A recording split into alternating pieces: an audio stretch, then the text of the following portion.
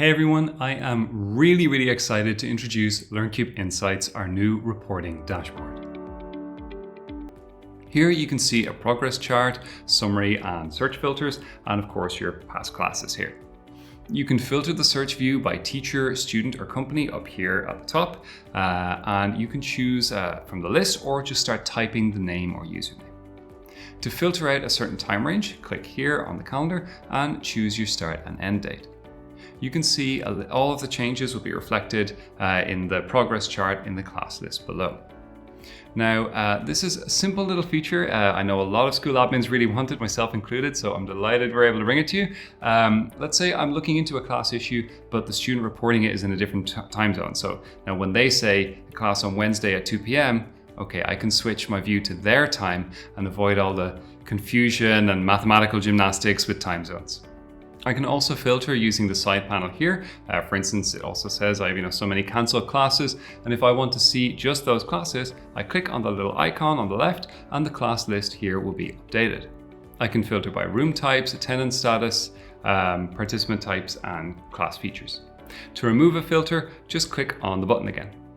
Next, let's look at our class list. I'm sure you've noticed that I blurred the names here. It's because I'm using a real school's information. Apologies. Here's what it looks like without the blur. On the left, you have the teacher's name and then the company and the students.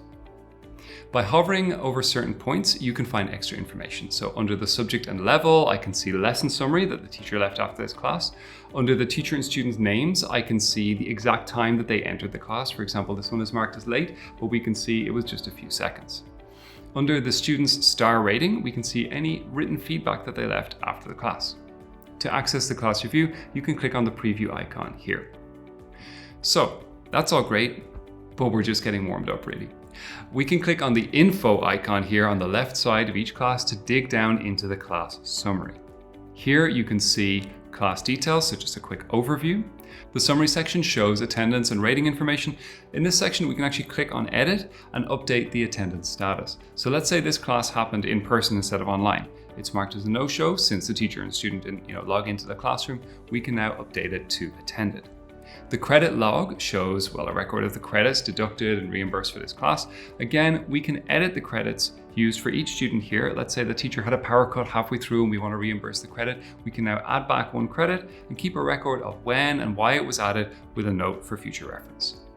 The connection section shows connection information, including an easy to read timeline, the total time each participant was connected to the class. You can also click on QOC, the quality of call, to see detailed information about any potential connection issues that happen in the class. You can read more about the QOC section in our support article, which I'll link below, but essentially we want all the lines to stay low, so a spike indicates a problem. Interactions. Now, all right, this part I find really exciting actually. Here we have some analytics that show academic KPIs. Talk time shows not only the total minutes of talk time for your teacher and students, but also a pattern on a timeline. So here I can look at the class and see, okay, the teacher was talking here and then the student was talking here, and there's lots of back and forth, most likely corrections and interruptions. Our feedback so far from school and teacher coordinators is that once you're familiar with this, you can essentially spot a good class interaction at a glance. Whiteboard interactions shows you how many times each user clicked on the board and with which tool. So I could say to my teacher, here you're writing on the whiteboard a lot, but your student isn't. You need to encourage them a bit more. Or I see you're only using the pencil tool and not the text tool. Here's how it could improve your class experience. Finally, lesson materials will show you which files from the library were used in the class, and in the case of longer documents, which pages were focused on. And the annotations shows how much the teacher and student are interacting with this lesson material on the whiteboard. So I hope you're as excited as I am about this update. This is the first stage of LearnCube Insights, but by no means the last. We're going to continue improving and bringing out new features, new ways to bring all the information you need right to your fingertips. We'd love to hear from more schools and teachers. What are the most important reports and data points that you need? What academic KPIs would make a difference to your teaching and improving your learning outcomes? Please do write in the comments below, and you can also reach out to our support team for more information on LearnCube Insights. We look forward to hearing from you, and as always, happy teaching.